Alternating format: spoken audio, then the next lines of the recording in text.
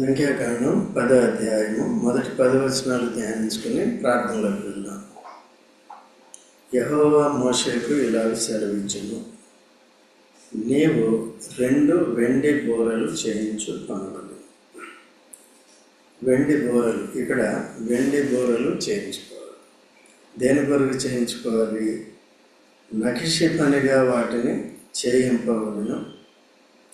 అవి సమాజమును పిలుచుటకును సేనలను తరలించుటకును నీకొనవలెను. ఇక్కడ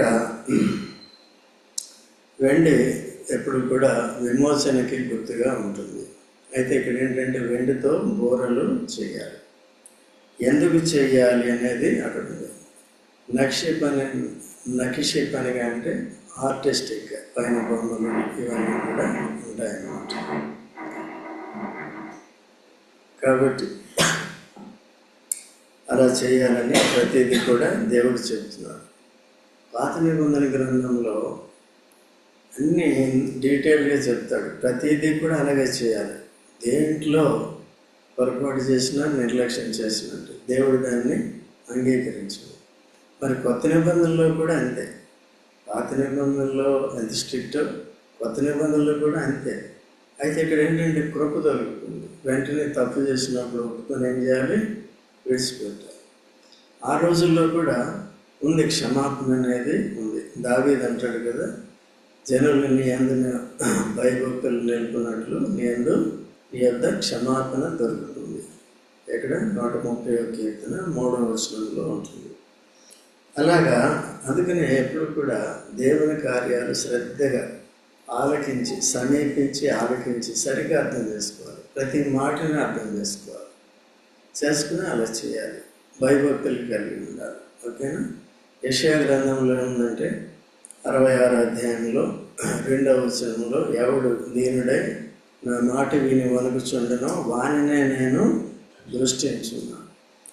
అలాగా మోషే అనే దేవుడు సిద్ధపరుస్తూ వచ్చాడు. మోషే ద్వారా మిగిలిన వారందరినీ కూడా దేవుడు చెప్పింది చెప్పినట్టే చేయాలని సిద్ధపరుస్తున్నాడు. మనల్ని కూడా సంఘం సహవాసం ఇచ్చి దేవుని వాక్యాన్ని నేర్పిస్తూ మనం కూడా దేవుని వాక్యాన్ని సరిగా అర్థం చేసుకుని దేవుడు చెప్పింది చెప్పినట్టుగానే మన జీవితాల్లో పాటించాలని, సేవ విషయంలో కానీ ఇతర విషయాల్లో కానీ మనకి వాక్యం బోధింపడుతుంది. అంత శ్రద్ధ మనం కూడా తీసుకోవాలి. అది ఎందుకంటే అవి ఆ 2 బోరలు వెండి బోరలు దేనికంట? అవి సమాజమును పిలుచుటకును సేనలను తరలించుటకును నీకొనవలెను. సేనల్ని యుద్ధానికి పంపాలంటే బోర. ఏ బోర పోతాయి? వెండి బోర. తర్వాత ఇంకా దేనికంట? సమాజాన్ని, సంఘాన్ని ఏం చేయాలి? పిలవడానికి.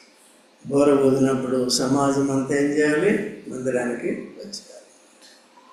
నేను కూడా విలేజెస్లో సేవ చేసేటప్పుడు మైక్లో ఫస్ట్ కొంచెం ముందే ప్రార్థన చేసి పాట పాడినప్పుడు వచ్చేస్తారు ఊళ్ళో. ఇప్పుడు కూడా అదే ఉండొచ్చాము. మరి ఇప్పుడు మాట్లాడినది తెలియదు. నేను 22 years 23 years నుంచి ఇక్కడే ఉన్నాను కదా, అంతకుముందు.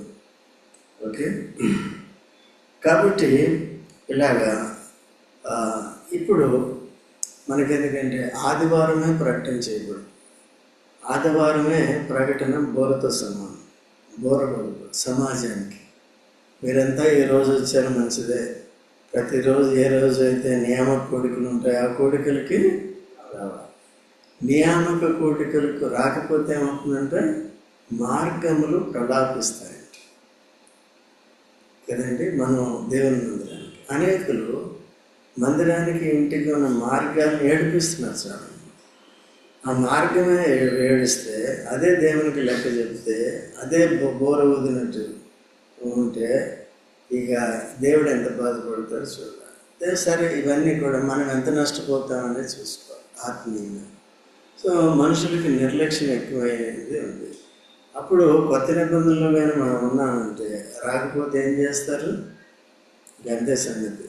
రాళ్ళతో కొట్టడం, రప్పలతో కొట్టడం, ఏదో ఒకటి జరుగుతుంది. లేకపోతే దేవుడు ఏదో రకంగా శిక్షిస్తాడు. అంత కఠినంగా ఉండేదన్నమాట.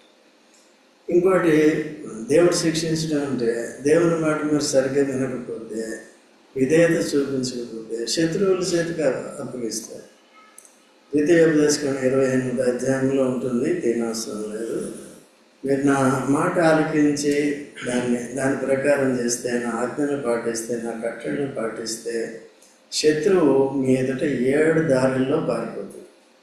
ఒకవేళ మీరు నా ఆజ్ఞలు పాటించకుండా మీరు యుద్ధానికి వెళ్ళారంటే శత్రువు ఎదుట మీరు 7 మార్గాల్లో పారిపోతుంది. అందుకని ఎప్పుడు కూడా దేవుని మాట చాలా ప్రాముఖ్యం. అందుకనే దేవుని వాక్యాన్ని ముందుగా మనం ధ్యానించుకుంటాం. ప్రార్థన చేయాలన్నా, ఆరాధన చేయాలన్నా, ఇంకేదైనా చేయాలన్నా కదా, ఈవెన్ గృహప్రవేశం చేయాలన్నా, పెళ్లి చేయాలన్నా ప్రతిదానికి ముందే ఉంటుంది, దానికి సంబంధించిన వాక్యం ఉంటుంది. ముఖ్యంగా ప్రార్థన చేసేవారు, యాజక ధర్మం చేసేవారు ఈ ధర్మశాస్త్రాన్ని సరిగా నేర్చుకోవాలి. ఓకేనా? సో కాబట్టి ఇక్కడ ఏం బోరలు తీసుకోమన్నాడు? ఎన్ని తీసుకోమన్నాడు? ఎందుకు తీసుకోమన్నాడు? సమాజంగా పిలుచుటకు, శానల్ని తరలించటం. శానలు ఏం చేయాలి? వెళ్ళిపోవాలి. బోర ఊదినట్టు వెళ్ళిపోవాలి. తర్వాత ఊదువారు వాటిని ఊదినప్పుడు సమాజము ప్రత్యక్షపు గుడారం యొక్క ద్వారమును ఎదుట మీ యొద్దకు కూడి రావాలి. ఊదువారు వాటిని ఊదినప్పుడు సమాజము ప్రత్యక్షపు గుడారం యొక్క ద్వారం ఎదుట మీ ఎదురు. ఈయన ఎక్కడ ఉండాలి? మోషే సమాజానికి ద్వారం, అదండి కూడా ప్రత్యక్షపు గుడారానికి ద్వారం దగ్గర ఉండాలి. అంతకుముందు కూడా మనం చూసుకున్నాం. అయితే ఈ బోరు ఊదిన వెంటనే ఎవరి దగ్గరికి రావాలి? మోషే దగ్గరికి రావాలి. ఇప్పుడు బోరు ఊదిన వెంటనే, లేకపోతే మీటింగ్ ఉంది అన్న వెంటనే ఎక్కడికి రావాలి? మనం యేసు ప్రభు దగ్గరికి రావాలి. నేను రాజు అంకుల్ దగ్గరికి వెళ్తున్నాను, లేకపోతే ఎక్కడికి వెళ్తున్నాను, లేకపోతే అనే కాదు. ఎవరి దగ్గరికి వస్తున్నాం మనం? ఆ దృక్పథం ఉండాలి. అలా వచ్చినప్పుడు ఎప్పుడు వస్తాం కదా? 7:30 దాకా నిద్రపోయేస్తాం. ఇట్లా వస్తే ఏం చేస్తున్నట్టు? అట్లా చేయకూడదు. ఓకే, నిజంగా డ్యూటీ ఉందో ఏదో ఉందో అంటే వేరే. ముఖ్యంగా యవనస్తులు కూడా మీకు మంచిగా వస్తున్నారు. యవనస్తులు ఇంకా కూడా డిసిప్లిన్ మెయింటైన్ చేయడం మంచిది. ఓకేనా? సో అట్లా కాబట్టి ప్రత్యక్షపు గుడారం ద్వారం ఎదుట మీ వద్దకు కూడి రావాలను. ఆధిక్యతలు కోల్పోతారు. రాకపోతే అంటే మీరే ఆధిక్యతలు కోల్పోతారు. వాయిద్యాలు వాయించేవాళ్ళు రావాలి, పాటలు పాడేవాళ్ళు రావాలి. మీ ఆధిక్యతలు కోల్పోతారు. నాకు నష్టం అయ్యేదేం లేదు. ఎవరికి నష్టం అవుతుంది? అయితే కొంతమందికి డ్యూటీలు అవి ఉంటాయి. సో దాన్ని బట్టి దేవుడు కృపిస్తాడు. ఓకే, వాంటెడ్లీ చేయకూడదు. రైట్? తర్వాత వారు ఒకటే ఊదినేడుల ఇశ్రాయేలు సమాజములకు ముఖ్యులైన ప్రధానులు మీ వద్దకు కూడి చూసారు. ఒకటే ఊది. అందుకని పెద్దల సమాజం కూడా ఉంటుంది. అంతకుముందు బ్రదర్స్ మీటింగ్ పెట్టారు. ఇప్పుడు పెట్టినారా? ఇప్పుడు కూడా ఉంది కదా. బుధవారం ఈవినింగ్ కొనసాగుతుంది. వచ్చి మీకున్న డౌట్స్ తెలుసుకుని ఇవన్నీ కూడా చేసుకోవచ్చు కదండి. పెద్దల సమాజానికి ఎన్ని బోర్లు? ఒక బోర పోతే పెద్దలందరూ కూడా ఏం చేయాలి? తర్వాత ఇవన్నీ కూడా ఈ పద్ధతులన్నీ పాత నిబంధనలోవే పాటించాలి. కొత్త నిబంధనలో ఈ నియమాలు లేనప్పటికీ కూడా ఎక్కడి నుంచి తీసుకోవాలి? మనం తీసుకోవాలి. తర్వాత ఎన్ని అవసరం? మీరు ఆర్భాటముగా ఊదినప్పుడు ఆర్భాటముగా కదా, యుద్ధ సౌండ్ వేరేగా ఉంటుంది. టణం టణం అనేది ఉంటుంది కదా, అదే. అప్పుడు ఊదినప్పుడు ఏం చేయాలి? రైట్. సైన్యం ఏంటది? దిగి అన్న సైన్యం సాగాలి, వెళ్ళిపోవాలి. అంటే ఇంకా రణబేరికి వెళ్ళిపోవాలి. తర్వాత 6వ వచనం, మీరు రెండవ మారు ఆర్భాటంగా ఊదినప్పుడు దక్షిణ దిక్కున సైన్యం సాగవాలి. ఆర్భాటంగా ఒకసారి ఊదినప్పుడు తూర్పు దిక్కున ఉన్న సైన్యం సాగిపోవాలి. తర్వాత రెండో మారు ఆర్భాటంగా ఊదినప్పుడు దక్షిణ దిక్కున ఉన్న సైన్యం సాగాలి. వారు ప్రయాణమైపోయినప్పుడు ఆర్భాటముగా ఊదవాలి కదా. ఇశ్రాయేలు ఎరుకో గోడల్ని కూల్చే ముందు ఏం చేశారు? వారు కూడా ఊదారు. తర్వాత ఎలా ఊదారు? ఆఖరు ఆర్భాటంతో గంభీరముగా. అప్పుడు ఏమైపోయిందండి? ఏ మానవ శబ్దం వినపడకూడదు. కాబట్టి ఆ విధంగా చేశారన్నమాట. తర్వాత 7వ సమాజమును కూర్చున్నప్పుడు ఊదవలను కానీ ఆర్భాటం చేయొద్దు. సమాజంగా మౌనంగా చేయాలి. భాషలని ఇదని పెద్ద పెద్ద వాయిద్యాలని ఊరికి వదిలిగొట్టేయద్దు. అలాగా ఈ బయట ఇప్పుడు ఇళ్లలో సమాజాలు ఉన్నప్పుడు కొత్త నిబంధన పద్ధతి ప్రకారం బయట వాళ్ళకి ఇబ్బంది కలిగి చేయకూడదు. అట్లా చాలామందిని ఈ కాలనీలోనే పోలీసులు కేసులు పెట్టి ఖాళీ చేయించిన చాలా ఉన్నాయి కదండి. అట్లా ఇట్లా పాత నిబంధనలోనే అల్లరి చేయొచ్చు, కానీ ఇక్కడ ఏమైనా ఉందండి ధర్మశాస్త్రం చేయదు. ఎందుకు ఇట్లా పెట్టాడంటే ఇది కొత్త నిబంధనలో కూడా పెట్టారు. పెద్ద ఆర్భాటం అక్కర్లేదు. ఆర్భాటం లేదని మరీ నోట్లో మాట బయటకు రాకుండా చేస్తారు కొంతమంది. ఎవరికి వినపడదు. ఏం బాబు అట్లా ఉండకూడదు. ఎట్లా ఉండాలి? మీ నాన్న బాగా చేస్తాడు వంశీ గట్టిగా అట్లా. ఓకే, దిలీప్ కూడా స్వరం బాగుంది, గట్టిగా అట్లా చేయాలి. ఆ తర్వాత అహరోను కుమారులని యాజకులు ఎవరు ఊదాలండి? బోరా ఎవరంటే వారు అనౌన్స్మెంట్ చేయాలి. ఎవరు చేయాలి? బాధ్యత వహించి ఎవరు చేయాలి. ఓకే, చేసిన తర్వాత ఏం చేయాలి? ఇక్కడ ఈ చేసే దగ్గర కూడా గొడవలు పెట్టుకుంటారు సంఘాల్లో. నేను చేస్తాను చూశాను ఇవన్నీ కూడా. అది ఇంకా శరీరతత్వం. అలాంటి వాడు నాయకత్వం వహించడానికి వీలు లేదు. ఎవరు చేయాలంటే యాజకుడు. నువ్వు యాజక ధర్మం చేస్తున్నావా లేదా? మీకు ఇక్కడ కొత్త నిబంధనలు యాజక ఫుల్ టైం వాళ్ళు కూడా ఉంటారు. అది కూడా చూసుకోవాలి. ఫుల్ టైం లేనప్పుడు సరైన వాడు పెద్దలు, ఆ పెద్దల్లో ఒకడు ముఖ్యులై ఉండాలి. ఆ విధంగా చేసుకోవాలి. ఈనాడు ముక్కులు లేవు. అన్నీ కూడా ఏదంటే అది శరీరతత్వం చదువుతుంది. అట్లా ఉండకూడదు. ఎంత క్రమం పద్ధతి. అప్పుడే దేవునికి మహిమ కలుగుతుంది. దేవుడు చెప్పినట్టుగా పరిచర్య జరుగుతుంది. దేవుని భయభక్తులతో జరుగుతుంది. అప్పుడే దేవుడు నుండి కార్యాలని జరిగిస్తాడు. ఓకేనా? తర్వాత నిత్యమైన కట్టడను బట్టి ఎన్నో వచనం? నిత్యమైన కట్టడను బట్టి అవి మీ వంశముల పరంపరగా నిత్యమైన కట్టడిని బట్టి నిత్యమైన కట్టడి.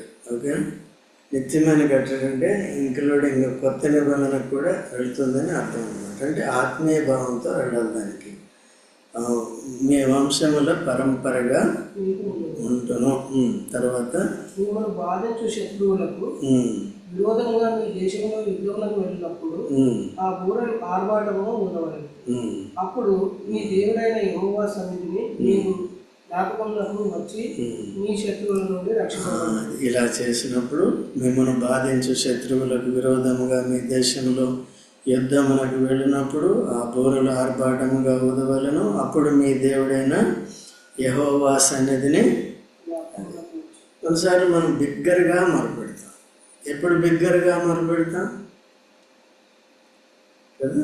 అంటే ఎప్పుడైతే పరిస్థితి సీరియస్గా ఉంటుందో. దీన్ని మనం అర్థం చేసుకోవాలంటే మత్తయి సువార్త 8వ అధ్యాయంలో ధోనిలో శిష్యులు ఉన్నారు, యేసు ప్రభు ఉన్నాడు. యేసు ప్రభుతో వాడు మాట్లాడట్లేదు కదా. అడిగి తెలుసుకోవాలి కదా వాక్యం. ఏదో మాట్లాడి ఆయన ఏం చెప్తాడు నాకంటే ఆయన నాతో వెళ్ళి పని లేదని ఆయన పండుకున్నాడు. అయితే గాలి తుఫాన్లు వచ్చినాయి. అప్పుడు పడవ మునిగిపోసాగింది. అప్పుడు అరుస్తున్నారు, ఏమని? యేసు నీకు చింత లేదా? ఎవరికి లేదని చింత? అల్ప విశ్వాసులారా అని చెప్పి వారిని గద్దించి గాలి తుఫాను గద్దించినప్పుడు అవి వీళ్ళు నెమలించారు. ఈయన నిజంగా దేవుని కుమారుడు అని ఆ గ్రహింపులోకి అప్పుడు వస్తున్నారు. మళ్ళీ మర్చిపోతారు వెంటనే. ఇంకో సమస్య వచ్చినప్పుడు మళ్ళీ మొదటికి వచ్చేస్తుంది. ఇప్పుడు చూశారు కదా యేసుప్రభు యొక్క దివ్యశక్తి ఎందుకు ఇట్లా వచ్చింది? ఆయనతో మన సంబంధ సహవాసాలు సరిగ్గా ఉంటే, అన్ఇంటరప్టెడ్ ఫెలోషిప్ ఉంటే, సో వెంటనే మన ప్రార్థన ఆలకిస్తుంది. కాబట్టి కొద్దిగా సీరియస్ ఇష్యూస్ ఉన్నప్పుడు, ఎమర్జెన్సీ ఉన్నప్పుడు బిగ్గరగా కూడా మనం ఏం చేయాలి? మొదలుపెట్టాలి. ఇప్పుడు కొన్ని అరుపులు మనం చూస్తూ ఉంటాం. అయితే సంఘాల్లో కూడా చేస్తారు.